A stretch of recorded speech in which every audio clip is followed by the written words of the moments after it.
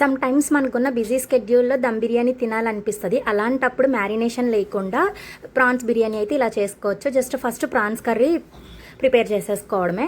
Onions వేయించిన తర్వాత prawns వేసి అది కొంచెం వాటర్ బయటకు వస్తుంది. అప్పుడు అల్లం వెల్లుల్లి పేస్ట్ వేసి అది కూడా పచ్చివాసన పోయాక ఇంకా గరం మసాలా మన దగ్గర ఏముందో అవన్నీ వేసేసుకోవడమే. ఇవి వేగేలోపు నేను బిర్యానీకి పక్కన రెడీ చేసుకుంటున్నాను. ఫస్ట్ వాటర్ మరిగించుకోవాలి కదా, సాజీరా, అల్లం వెల్లుల్లి పేస్ట్, మసాలా అవన్నీ వేసి నెక్స్ట్ అవి రొయ్యల్లో మసాలా వేగిన తర్వాత కారం, సాల్ట్ వేసేసి కలిపేసుకోవడమే. మనం ఈ వాటర్లో లెమన్ వేసుకోవాలి. రైస్ పర్ఫెక్ట్గా వస్తుంది అనమాట. చూడండి ప్రాన్స్ కర్రీ ఇలా ఉంది. అండ్ నేను లాస్ట్లో యాడ్ చేశాను అనమాట కర్డ్. యాక్చువల్గా మర్చిపోయాను, సో అందుకని లాస్ట్లో యాడ్ చేశాను. మనం గెలకట్ట అయినా వేసుకోవచ్చు, లేకుంటే డైరెక్ట్గా అయినా వేసుకోవచ్చు. ఇంకా వాటర్ మరిగిన తర్వాత రైస్ వేసేసుకోవడమే. రైస్ నార్మల్గా మనం దమ్ పెట్టినప్పుడైతే 70%, 75% అంటారు. బట్ ఇక్కడ 80% బాయిల్ అయిపోతే సరిపోతుంది. ఎందుకంటే ఆల్రెడీ మనం కర్రీ ప్రిపేర్ చేసేసుకున్నాం కాబట్టి.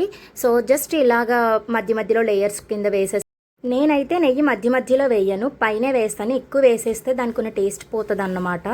అందుకనే ఇంకా దమ్ పెట్టేయడమే. జస్ట్ 10 to 15 minutes మీడియం ఫ్లేమ్లో పెట్టేస్తే అయిపోతుంది.